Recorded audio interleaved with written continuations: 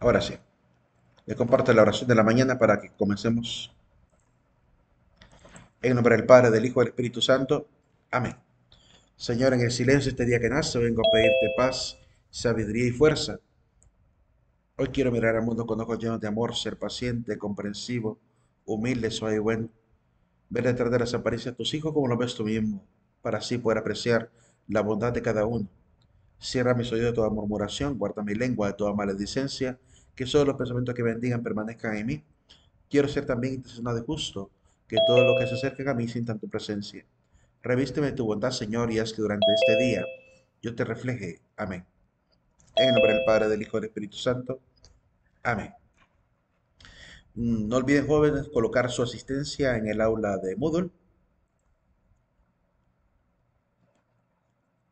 Las asignaciones, me pregunta una compañera si las asignaciones son a mano o escaneadas. Tienen que ser hechas en Word, en computadora. Hay que pasarlas en Word.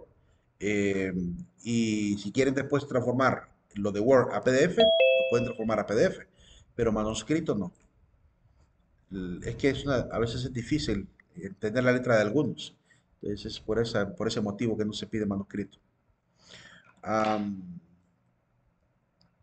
Vamos a ver, les comparto la diapositiva mientras se registran por ahí. Este texto que leí así un poco ayer, no terminé de contemplar con ustedes, de meditar, dice algo muy interesante, dice algo muy importante que es que van a aparecer, dice, vendrá un tiempo en que los hombres no soportarán la doctrina sana, sino que arrastrados por sus propias pasiones, se harán con un montón de maestros por el prurito, ¿verdad? Por la picazón de oír novedades. Apartarán sus oídos de la verdad y se volverán a las fábulas. Aquí, hasta aquí quiero quedarme para reflexionar lo siguiente. Ayer estaba viendo, ayer, no, antier, estaba viendo yo una persona en TikTok que compartía una noticia de Estados Unidos extremadamente absurda. O sea, que yo, ayer, eso fue, no, ayer fue. Y ayer yo me sentía, salí feliz de dar clase, pero después de ver el video, cuando salí de clase, llegué como molesto con la generación de la actualidad, como enojado. Creo que es enojo lo que sentí, porque decía esta persona que a una maestra en Estados Unidos la despidieron porque cuando pasó lista, dijo, por decir algo, Vicky, y la tal Vicky le dijo, miau, le respondió como que fuera gato, miau. Entonces, ella le dijo o sea, la profesora se quedó así como que, ¿qué pasa? Entonces volvió a preguntar Vicky y le volvió a responder miau. Entonces, como que le quiere interpelar y le quiere decir que por qué está haciendo esto y la chica no le está respondiendo, se queda callada. Y le dice un compañero, profe, es que tiene que hablarle en su idioma. ¿Cómo así? Es que ella ahorita está en una etapa que se cree gato. Y la maestra le dice, yo me niego a hablarle como si fuera un gato porque es una persona. La chica se ofendió, se puso en pie, se salió del aula y la fue a reportar. Y despidieron a la maestra por eso. Miren, eh, así como en la cultura han aparecido un montón de adoctrinamientos, también en la fe han aparecido un montón de adoctrinamientos, unos más absurdos que otros. Yo creo que hay que aprender a tener sensatez en la vida. Yo no sé cómo esta juventud de hoy está cayendo redonditos, pero redonditos en las tonterías estas de las supuestas identidades. Hay un hombre de como 40 y pico de años que se cree niña de 8 años. Niña de 8 años. Hay, ¿cómo se llama? Un hombre que se cree perro. Hay una chica que se cree gato. Y ahí han aparecido un montón de gente, ¿verdad? Ayer miré en una entrevista a un chico, no sé si habrá sido realmente en broma, pero le dijo que se sentía planta. Es decir, hablan ¿cómo se llama? De transanimalidad, un montón de cosas, un montón de adoctrinamientos absurdos, ridículos y que están teniendo consecuencias reales porque despiden a una maestra por no seguir la locura colectiva. Y ese es el grado al cual estamos llegando. Y ahí mostraba él la noticia y todo, y que es exagerado. Cómo también las autoridades de esa institución se prestan a las tonterías de esta juventud de hoy en día. Me parece absurdo realmente. El día que a mí me pase eso en el aula y me quieran demandar, yo lo voy a contrademandar por querer rebajar mi inteligencia.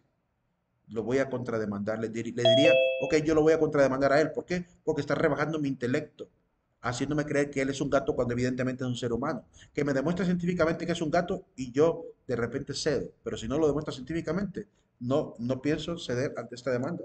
No podemos seguir y seguir peleando.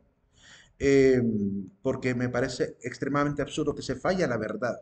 Y lo mismo que pasa, como digo, en la cultura, pasa a veces en la fe, que a veces aparecen una cantidad de profetas, apóstoles, maestros, que se creen realmente que se manejan la verdad y andan extraviadísimos, ¿verdad? Extraviadísimos. Y la gente va tras ellos. Que eso es lo que más me llama la atención. Cómo la gente corre detrás de estas ideologías, doctrinas y fábulas. La palabra de Dios es muy sabia. Nos advirtió que esto iba a pasar y está sucediendo en la iglesia, fuera de la iglesia, y es una verdad. Miren desde qué momento el apóstol Pablo lo dijo, ¿verdad? Y aunque quizás él no lo vio, nosotros lo estamos viendo. Es decir, lo profetiza prácticamente. Entonces hay que tener cuidado. Le pide a Timoteo, tú en cambio, le dice a Timoteo, pórtate en todo con prudencia, soporta los sufrimientos. ¿Por qué le dice que hay que soportar los sufrimientos? Porque cuando tú te opones a estos adoctrinamientos, a estas falsas doctrinas, a estas faulas dentro de la iglesia y fuera de la iglesia, te van a lastimar, te van a herir, te van a insultar, te van a calumniar, van a querer funarte en las redes sociales, que es lo que comúnmente pasa. O sea, van a caer sobre ti. Pues hay que aprender a soportar esos sufrimientos con valentía. Realiza la función de evangelizador, desempeña a la perfección tu ministerio, le pide a Timoteo. Enseñar a tiempo y a destiempo, le dice al inicio. Reprende, amenaza. ¿Por qué? Porque toca que reprender y amenazar a esta generación tortuosa, generación entenebrecida, llena de falsedades, ¿verdad? Y poner la verdad como estandarte. Porque, y aprender a soportar el sufrimiento porque sabemos, como dice Pablo, no van a soportar la sana doctrina. No van a soportar la sana doctrina. Es una sana doctrina enseñar, por ejemplo, la naturalidad de la vida sexual del ser humano. Si enseñas la naturalidad de la vida del ser humano, ya te consideran intolerante por no considerar toda la diversidad de sexualidades, ¿verdad? Te creen intolerante por ser lógico, te creen intolerante por ser racional, te creen intolerante por ser verdadero, por ser prácticamente fundado en la ciencia, que es lo que la ciencia ha determinado. Entonces, hoy en día estamos cayendo en una situación terrible a nivel cultural, ¿verdad? Eh, Normalmente yo esperaba ver fanatismo solamente dentro de las culturas religiosas, pero hoy veo fanatismos culturales también, un montón de sectas culturales, fanáticos culturales, ¿verdad? Y todo eso es parte de lo que tenemos que aprender a señalar, reprender, ¿verdad? A tiempo y a destiempo, y hasta amenazar, hasta decir, si seguimos por este camino, vamos a destruir la cultura, chicos, totalmente. Ya se está destruyendo con cantidad de influencias, ¿verdad? Que narcocorridos, que reggaetón misógino, ya lo estamos destruyendo con tanta anticultura. No hay serie de Netflix que no metan homosexualismo, drogas, alcohol, infidelidades, no hay serie que enseñe eso, ¿verdad? Ya no hay series de televisión que te diviertan, o sea, que te diviertan sanamente. Todo tiene que ser negativo, todo tiene que ser trágico, todo tiene que ser grotesco, todo tiene que ser detestable.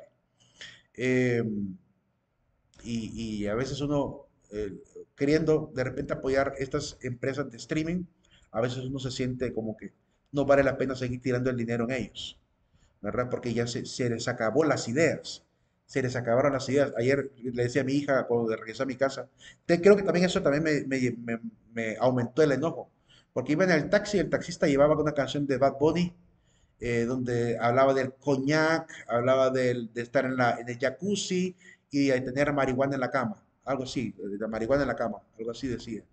Ese es el mensaje que comparte este tipo de supuesto artista del año, ¿verdad? Y esa es la cultura que escuchamos en la radio a la fuerza, porque hasta los taxistas andan ese tipo de música.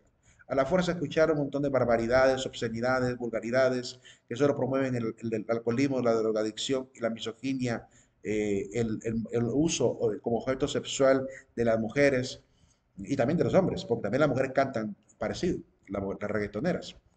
Entonces, esa es la anticultura que estamos viviendo y hay que aprender a tolerar ese tipo de cosas, ¿verdad?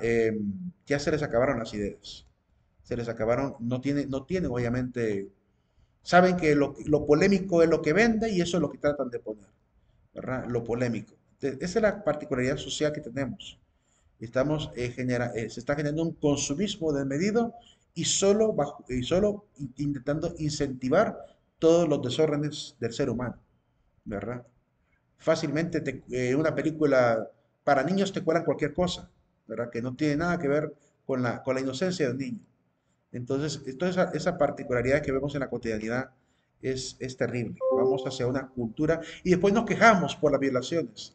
Y después nos quejamos y salimos a las calles por los depravados. Y después nos quejamos por tantas cosas. Eso es lo triste, ¿verdad? Las mismas personas que llevan a la fama a estos cantantes, reggaetoneros y películas, es la gente que después termina saliendo a las calles a protestar por la violencia, por la hipersexualización, por un montón de cosas, ¿verdad?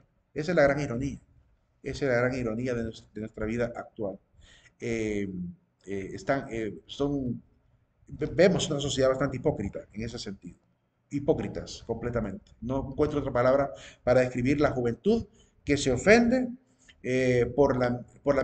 ¿cómo se llama? Porque dicen que hay depravados, bueno, que hay depravados, de hecho lo hay, que hay depravados, ¿verdad? Pero a la vez ahí están perreando, a la vez ahí están cantando las canciones de Bad Bunny, entonces uno dice, o de cualquier cantante que cante ese tipo de mensajes, incluso los narcocorridos o cualquier corrido de estos, eh, y que hay buenas letras, pero hay letras que uno dice, realmente no tenía mucha inspiración, ¿verdad? Entonces solo meten algo polémico para vender, porque eso es lo único que les encanta. Vender en gran cantidad, aunque el producto sea una basura. Entonces, esa es la particularidad que vivimos y que culturalmente a la iglesia le preocupa. Nos preocupa ver una juventud, primero, se puede decir, ¿cómo se puede decir? Para decirlo bien, una juventud, es que no encuentro otra palabra más que hipócrita, es que ese es el problema que tenemos, que vemos mucha hipocresía, ver una juventud tan corrupta, tan corrompida, diríamos, ¿verdad? Y a la vez tan ligera para apoyar aquello que corrompe. Esa es la gran ironía de la actualidad. Culturalmente eso también preocupa. Claro que preocupa la parte económica, política y todo, pero también la parte cultural. Y últimamente hay un gran debate cultural al respecto de ello. Siguiendo con lo que la iglesia nos enseña. La misión de la iglesia, ante todo, ¿verdad? A pesar de esa lucha cultural que tenemos, es no descuidar la parte real, que es dignificar al ser humano, ¿verdad? El anuncio del evangelio no se puede quedar simplemente con decir amémonos sin amar. Si decimos amémonos los unos a los otros es porque hay que amar. ¿Y amar qué implica? Es primero reconocer que el otro es mi prójimo, como vimos en el texto anterior. Es reconocer que el otro es digno porque es criatura de Dios, es imagen y semejanza de Dios. Es reconocer que Cristo está presente en el otro y por tanto trato de vivir, ¿verdad? Con esta vocación de servir a la comunidad, vocación a la comunidad de las personas y de alguna manera descubrir las exigencias de la justicia, de la paz, conforme a la sabiduría divina. El ser humano se compromete, el cristiano se debe comprometer a ser entregado en el servicio del prójimo, ¿verdad? En la medida de lo posible, mientras tanto la vida le permita, mientras la salud le permita, mientras la edad y la madurez le permita. Eh, y el llamado de la iglesia pues se ha testimoniado a través de muchos personajes, ¿verdad? La Santa Teresa de Calcuta es una de ellas. Sor María Meneses es otra de ellas. San Camilo de Lelis es otro de ellos. Monseñor Romero, otro de ellos. ¿Cómo se llama? El Padre Pío Pietrelcina, otro de ellos, que se preocuparon por llevar salud, alimento, vestido a los que no lo tenían y hicieron grandes obras. De hecho, en la clase de trabajo educativo, ahí van a poder conocer a estos personajes que les platico, ¿verdad? Un poquito más amplio. Pero hay muchos testimonios y hoy en día siguen habiendo muchas personas que trabajan totalmente entregadas en este tipo de trabajo y servicio. Entonces, el resto de lo que no nos comprometemos de esta manera, así tan radical como los hermanos de las comunidades religiosas y como, tanto hermanas como hermanos de las comunidades religiosas u órdenes religiosas, y también las sociedades apostólicas de servicio. Am, si no nos comprometemos de esa manera, por lo menos de otra manera, ¿verdad? Aportando económicamente. Siquiera eso podríamos hacer el resto de lo que no nos hemos comprometido vocacionalmente de manera plena a servir en esta misión en favor de los pobres. Descubriendo la dignidad del otro, pues aprendemos a relacionarnos con otros dignos, que es lo que la iglesia también nos enseña. La relación de iglesia debe permanecer. Y en este sentido, el cristiano debe entender que la propia dignidad le debe a él hacer entender primero sus derechos, su trascendencia, ¿cómo se puede decir? La grandeza que Dios ha querido hacer residir en él, el don del Espíritu en su propia vida. Entonces, esta dignidad y esta grandeza que Dios nos ha permitido, como el Salmo 8 dice, lo hiciste poco inferior a los ángeles, lo coronaste de gloria y dignidad, le diste mano sobre las criaturas de la tierra. Eh, Ese Salmo 8 canta la grandeza que hay y reside en el hombre. Pues de esa manera, recordando esa grandeza, pues nos abrimos a unas relaciones más humanas, y humanas en el sentido de mayor respeto, de mayor dignidad, de mayor, ¿cómo se puede decir? Relaciones más, cada vez más sublimes, ¿verdad? Cada vez más francas, más verdaderas, ¿verdad? Y no hipócritas como las del mundo, que eso es lo que comúnmente también podemos ver. Capaces de cambiar las reglas, relaciones y estructuras en el amor y por el amor. En este caso, la iglesia dice, bueno, tenemos que reconocer que hay pobreza no porque la gente quiera, no siempre es porque la gente quiera. Puede haber gente que sí, puede que haya gente que de repente no quiera esforzarse un poco más. Lo hemos visto. De hecho, la iglesia es testiga de lo que suele suceder en algunas comunidades, que hay gente que sí está dispuesta a querer salir adelante y gente que solo está esperando, que la han mal acostumbrado a solo esperar que les den toda la ayuda, ¿verdad? Este caso interesante que salió, se hizo muy viral en las redes de TikTok y Facebook, de doña Leticia, ¿verdad? Gente así, que solo está esperando que le lleven y que le lleven y que le lleven, y lo que le llevan a veces ni siquiera le gusta. Están con esa actitud. Hay gente así. Doña Leticia es la prueba clara de que existe gente así. Pero no es la generalidad. Y no podemos generalizar.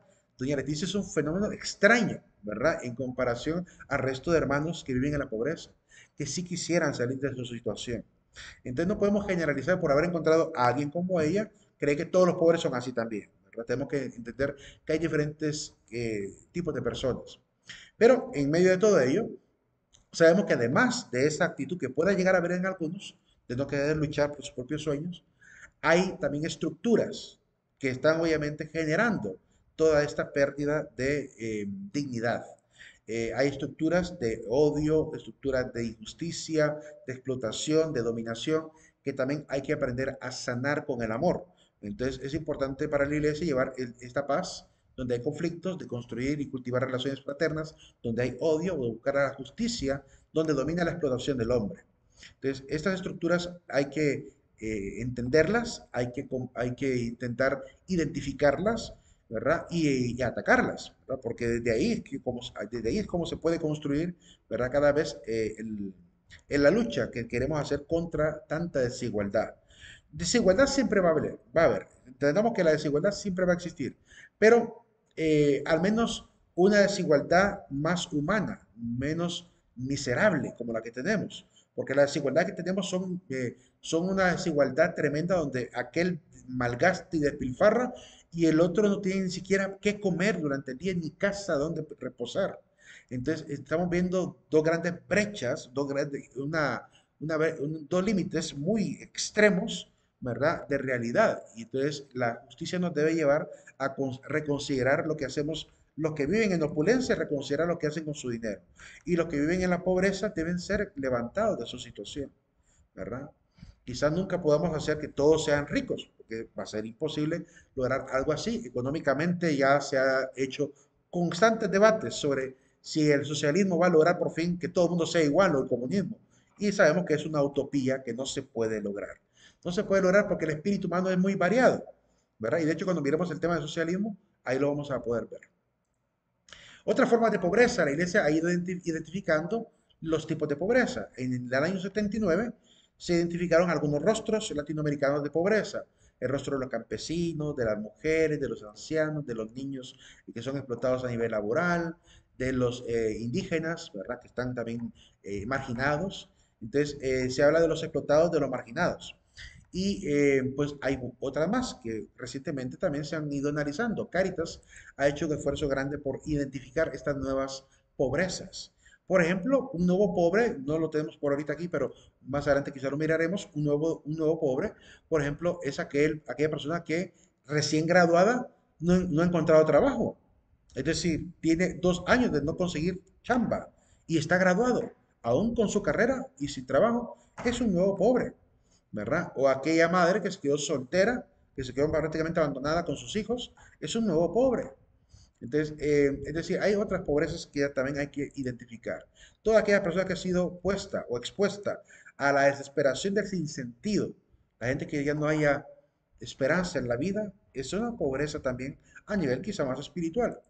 La insidia de la droga, la gente que vive en la drogadicción también vive en una miseria también. El abandono en la edad avanzada o en la enfermedad, ¿verdad? Los ancianitos abandonados son nuevos pobres también, ¿verdad? O aquellos que son abandonados por enfermos también.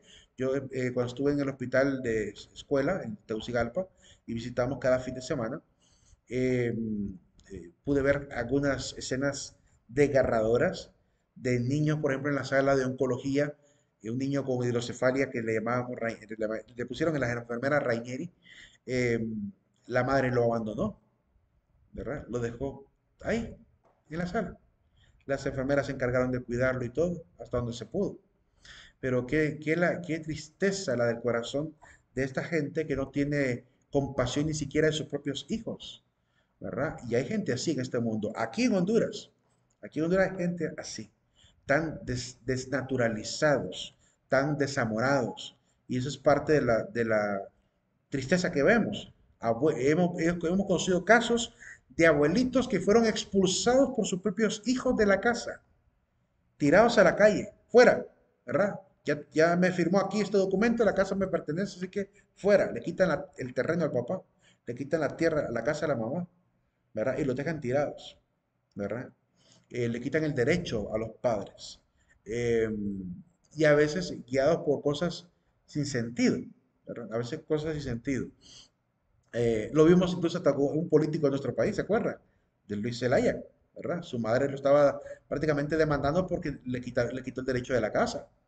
Y él y sus demás hermanos, era lucha entre hermanos, más bien más que de madre con hijo, era de lucha con hermanos, porque había la influencia de una hija metiéndole cosas en la cabeza a la madre y los otros hijos queriendo cuidar el testamento del padre, que declaró que esa casa no se tenía que vender.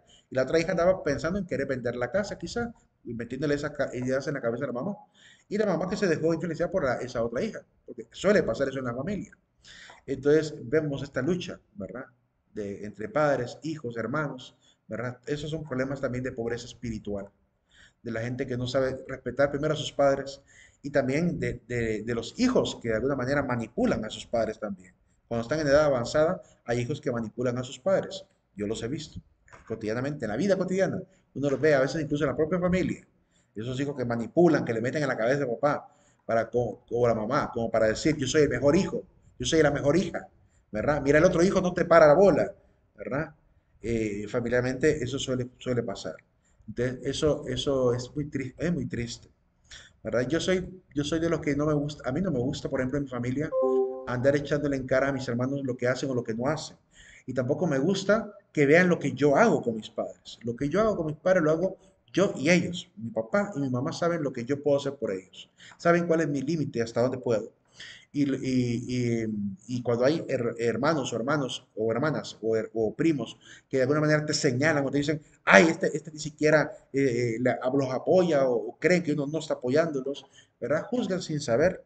Eso es muy triste en las familias y ocurre muy a menudo. La marginación, la discriminación social son otro tipo de pobreza también. El desequilibrio ecológico, la pobreza de los recursos. Hay pueblos que se quedan sin nada porque de repente vino un gobierno, le dio autorización a una empresa para poder tapar el río y hacer una represa para su propio beneficio. y le arruinó toda la plantación y recursos del agua a los sembradíos de la gente campesina. Contra eso fue lo que luchaba doña Berta Cáceres. Contra eso luchaba, ¿verdad? Desgraciadamente la mataron en su propia casa. Yo pude ver la fotografía de doña Berta Cáceres en su hogar desangrada y es triste ver cómo alguien que fue premiada internacionalmente por la lucha ecológica, reconocida internacionalmente, la lloró más la gente de afuera que la gente de Honduras. Gran problema en este país. No podemos, nos cuesta ver a los profetas en nuestra propia tierra, a la gente que lucha por las cosas buenas de nuestro país.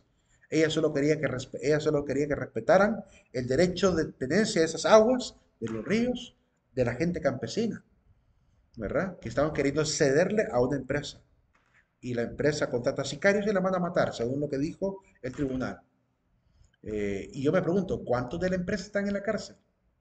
¿Cuántos de los que pensaron en mandar a matarla están en la cárcel? Porque los sicarios se los agarraron. Pero, ¿y a la gente que estaba arriba? ¿Cómo están esos juicios ahí? ¿Están avanzados? Ya también los juzgaron a ellos, están presos también ellos. Entonces, hay muchas cosas que se quedan así, ¿verdad? Como que agarraron archivo expiatorio y se quedó tranquilo el pueblo, ¿verdad? Y se olvidan de los que están arriba, de los que piensan de esa manera, de los que manipulan, incluso los que están fuera del país, ¿verdad? Los que están fuera del país también tienen mucha culpa en esa situación. Pero bueno, es parte de lo que tenemos que aprender a ver en la cotidianidad. Pero lo que ella luchaba era esto, ese desequilibrio ecológico, de querer procurar el progreso, pero a cambio quitarle el derecho de recursos a las personas naturales, a los campesinos y obreros, bueno, sobre todo a campesinos, agricultores, que dependen de esas aguas, que es un recurso natural. Ella luchó a su manera, ¿verdad? De alguna manera. Eh, eh, Era una mujer que tenía mucho valor, se le notaba, yo he visto varios videos de ella, y era una mujer muy valiente, muy valiente. Creo que era una digna hija de esta tierra, ¿verdad? Desgraciadamente han politizado mucho su imagen, ¿verdad? En cierta forma, y creo que, bueno, en parte eso puede ayudar a no olvidarla nunca. Eh, de hecho, hasta ahorita ya hemos visto gente que quiere meterla como mujer prócer de la patria, y yo digo que a futuro podría llegar a ser incluida como una mujer digna de esta patria, en el listado de los nobles de este país, como Froilán Turcios, que no es prócer del origen de la patria, pero es un prócer posterior, como Ramón Rosa, que es un prócer posterior, como Marco Aurelio Soto, que es un prócer posterior. Entonces se pueden seguir agregando próceres, porque prócer significa aquel que es levantado y dignificado en un pueblo, ¿verdad? Por sus logros, sus conocimientos, sus habilidades o lo que aportó al país. Y yo creo que ella merecería ser considerada también prócer de esta patria, pero hay que hacerlo ordenadamente, decía yo en un momento, hay que hacerlo de manera ordenada a través del Congreso Nacional, que tiene que haber un decreto que haga esa declaración, aunque el pueblo ya la tiene por una gran heroína. Y no digamos afuera, la gente del extranjero que trabaja también por el tema de la defensa de los recursos naturales también la tiene por una gran heroína y mártir de, de- de la lucha ecológica. Entonces, así como ella, hay muchos otros seres humanos en este país dignos y que están haciendo un gran trabajo luchando contra estos desequilibrios culturales que tenemos en la naturaleza, en la economía, en la política, muchos desequilibrios que tenemos a nivel del orden, a nivel de la justicia lo que debe armonizarse en este país. Tenemos un desorden político, ya no hay respeto por el Congreso Nacional, ya llamarles padres de la patria es hasta ridículo hoy en día por el show que han dado a veces ahí en el Congreso. Costará que se ganen el respeto de la población nuevamente. Eh, es decir, ahora los candidatos son ridiculizados todos, ya no hay respeto por los candidatos políticos, no se han ganado el respeto de nadie. Y eso es un problema, porque se pierde la autoridad, se pierde la dignidad de los cargos y se pierde obviamente el status quo, que es importante para sostener el país. Entonces, esas son particularidades que hay que ir recuperando poco a poco, ¿verdad? Y por eso la Iglesia siempre en cuestiones políticas, también al atender esto, nos va a dar una serie de recomendaciones, que las vamos a ver después. Nos impulsa el amor y eso es lo que nos debe motivar a vivir esta doctrina social de la Iglesia, ¿verdad? El amor cristiano nos impulsa a la denuncia, a la propuesta y al compromiso. No solamente a la denuncia, porque es bonito estar solamente denunciando y nunca proponer y nunca comprometerse. La, el verdadero, la verdadera tarea de la iglesia es hacer las tres actividades, ¿verdad? Denunciar, proponer y comprometerse, ¿verdad? Con todo el trabajo que hay que hacer a nivel de lo cultural y lo social. Entonces requiere una laboriosidad, le llamamos a esto una laboriosidad eficaz, es lo que necesitamos, un trabajo bastante arduo, ¿verdad? Disculpen que hay un ruido por acá, creo que andan podando por aquí en la misma universidad, estoy en el campus Santa Rosa de Lima y están podando en esta hora. Yo siempre les sugería que hicieran eso los días sábados, digamos, cuando casi no hay clase, pero a veces toca, no sé si les estorba el sonido de ustedes, ¿se escucha jóvenes o no estorba? No, no No estorba. estorba ahí. Se No estorba. Ah, escuchan. bueno, qué bueno que no les llegue este sonido, a mí sí me molesta un poco. Pero bueno, pues sigamos. Eh, entonces, esta laboriosidad, porque no es fácil, no es fácil para los hermanos comprometerse, por ejemplo, con hacer seminarios, talleres, con pequeñas escuelas de educación informal, de oficios. No es fácil comprometerse para hacer que la gente se vuelva proactiva y emprendedora. Es un compromiso arduo, requiere gente voluntaria, gente que esté queriendo vivir ese apostolado. Y las vocaciones en la iglesia son muy pocas. Es decir, estamos hablando que a nivel internacional, solo sacerdotes a nivel internacional andamos cerca de los 500.000 sacerdotes. No alcanzan. Estamos hablando de que somos miles de millones de seres humanos en este mundo. Y las iglesias católicas son muchísimos católicos en el mundo. No alcanza, no da abasto. O sea, estamos hablando de casi millones por cada sacerdote que tendrían que atender para atenderlo bien. Entonces necesitamos más vocaciones tanto a nivel sacerdotal, de las semanas religiosas, para poder, obviamente, dedicarse a esa parte de manera completa, de manera plena. Eh, es bien complicado. Yo ahí, como les digo, estoy en el chat con mis ex compañeros de seminario, algunos de ellos sacerdotes, de hecho la mayoría de los que están ahí son sacerdotes, y a veces entre broma y broma se asoma la verdad del cansancio que a veces tienen.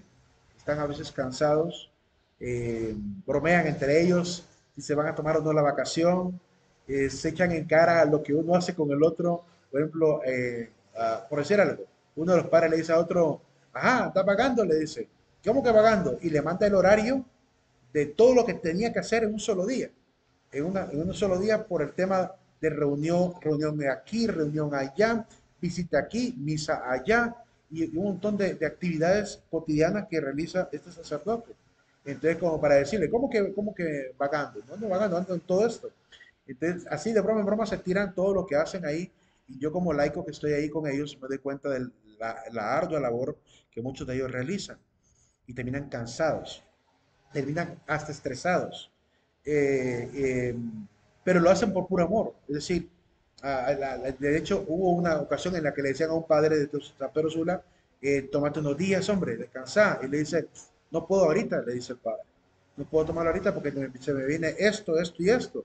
Es decir, le estaban sugiriendo tomarse un tiempo de vacaciones y dice, ya estoy comprometido con esto, esto y esto. Y dice, no, te vas a matar con tanto activismo. Entonces le dice, tómate tu tiempo, anda a un lado, no sé, pasear. Le sugieren la vacación al sacerdote y el entregado dice, todavía no.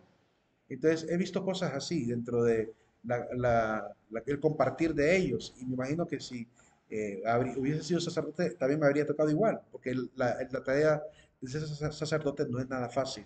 La gente cree que ser sacerdote solo es estar en la misa, ¿verdad? Predicando un día la palabra, una hora. Creen que es toda la tarea del sacerdote y no es así. Hay muchos sacerdotes que andan de comunidad en comunidad haciendo lo mismo.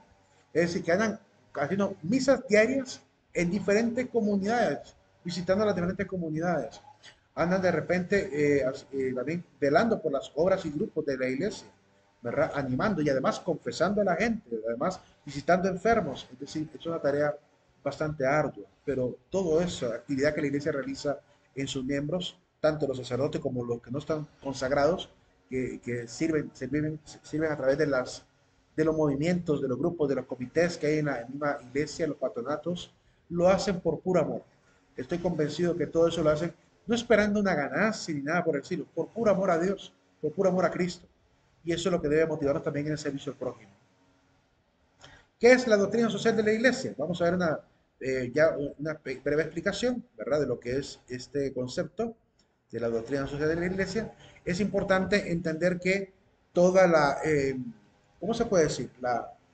Lo que tenemos como parte de la doctrina, en gran medida, en un alto porcentaje, procede de la interpretación y la puesta en práctica de la palabra.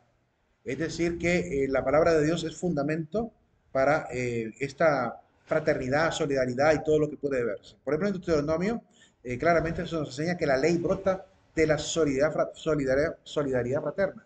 En 1 Samuel capítulo 3, Dios llama a colaborar con él, ¿verdad? A ser partícipe de esta misión, como cuando llama a Samuel a servir en favor del pueblo, que se vuelve profeta del pueblo. Entonces, el llamado a servir de parte de Dios a la comunidad es evidente en toda la palabra, ¿verdad? Y la iglesia pues trata de ser congruente con eso que ha recibido a través de la reflexión e interpretación del texto para poder colocarlo también en la práctica.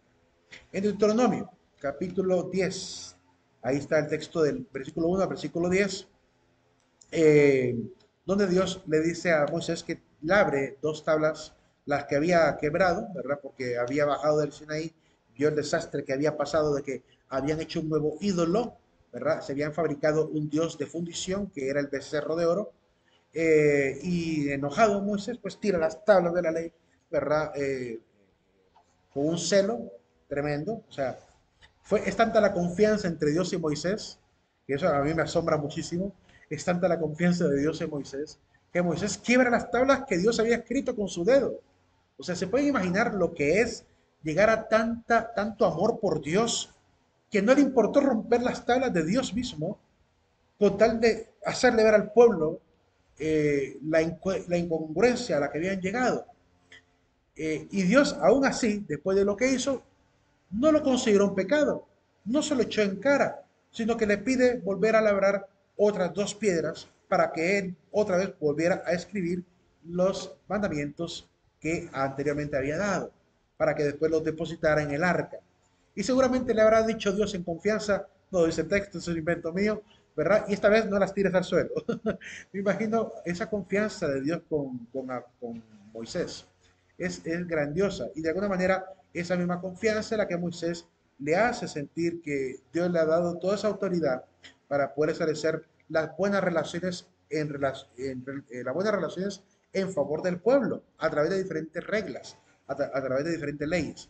Las primeras 10 palabras de parte de Dios, los 10 mandamientos, ¿verdad? Que Dios ha dado, se las entrega para que sirvan de guía. Pero Moisés, a pesar de esos 10 mandamientos, poco a poco fueron aumentando la cantidad de mandatos, de reglas, de leyes, que servirían para el ordenamiento de las demás cosas. El ordenamiento del territorio, el ordenamiento de las relaciones intersociales, el ordenamiento del culto. Entonces, todo eso fue necesario hacerlo para mantener una armonía, ¿verdad? Ya que Dios, como dice el mismo apóstol San Pablo, Dios no es un Dios de confusión, sino que es un Dios de paz. Y para que haya paz debe haber orden. Entonces, eso es lo que hace Moisés. Después de los mandamientos, pretende ordenar todas las relaciones humanas, incluso las relaciones espirituales, religiosas, diríamos, de devoción, a través de las diferentes leyes que podemos leer en Deuteronomio y en Levítico, por ejemplo. Esa es la tarea que Dios le encomienda. Vean cómo de las primeras 10 palabras Moisés entiende e interpreta que hay que ordenar todo lo demás, que hay que ser organizados, que hay que dejar estatutos, ¿verdad? Y eso es lo que pasa cuando alguien tiene sentido de verdadera justicia, que sabe que para poder organizar el desorden es necesario establecer leyes, ¿verdad? Establecer estatutos que guíen obviamente a las futuras generaciones, porque si no se olvida, cuando una ley no está escrita, se olvida, ¿verdad? Y eso lo aprendieron incluso los israelitas de la cultura sumeria. El rey Hammurabi dio el ejemplo de que para evitar que se olvidaran las leyes penales, la mandó a esculpir en una piedra de basalto para colocarlas, para que todo el mundo pudiera ir a esa piedra, ¿verdad? Y poder ver las leyes penales que él había establecido, ¿verdad? Se entendían los sumerios que lo que no se escribe en arcilla o en piedra, se lo lleva el viento. Pues de igual manera los israelitas herederos de esta cultura saben que hay que escribir en piedra, ¿verdad? Para que no se olvide la ley de Dios y además, ¿verdad? Escribir el resto de leyes que son importantes para mantener el orden. Eso es lo que al final vemos, seguimos leyendo aquí en este texto, cuando afirma que salieron de un lugar a otro, ¿verdad? Salieron de los pozos de Belén Yaacán hacia Mosera. Allí murió Aarón y ahí fue enterrado. Luego le sucedió en el sacerdocio su hijo Eleazar. Es decir, la sucesión incluso en el ordenamiento, pues es algo lógico, ¿verdad? De igual manera pasó con el mundo cristiano. Viene Pablo, establece presbíteros, establece episcopos en comunidades, y pues entendemos por lógica y por lo que la historia también nos ha regalado, que después de la muerte del apóstol Pablo, siguieron nombrando a nuevos episcopos, a nuevos diáconos. A eso le terminamos llamando sucesión apostólica, porque era necesario mantener el orden de la asamblea, era necesario mantener la autoridad de la asamblea para que no hubiese desunión en el pueblo cristiano.